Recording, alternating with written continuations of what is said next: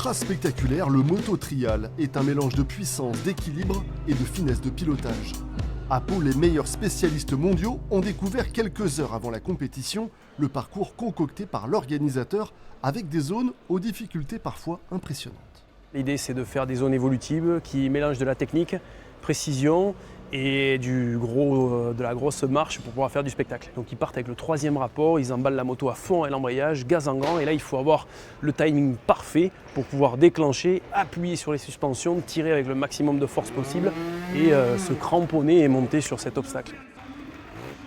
Le public palois a eu la chance d'admirer Tony Bou en action. 38 fois champion du monde de trial, l'Espagnol est le maître incontesté de la discipline.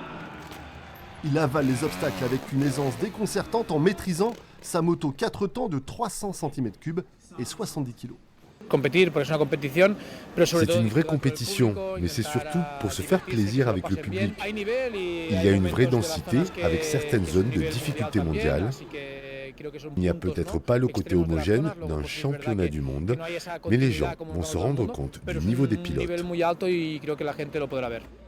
Avec une évolution dans les mains du Français Benoît Bincaz, une moto électrique avec laquelle il rivalise au plus haut niveau. Oubliez les sensations et le bruit du moteur thermique, mais les progrès sont spectaculaires depuis quelques années. C'est vrai qu'en extérieur, on rivalise très bien avec les motos thermiques, on a même beaucoup d'avantages. En intérieur, on manque encore un peu de précision parce que c'est toujours une gestion entre puissance et précision, il faut trouver le bon entre-deux.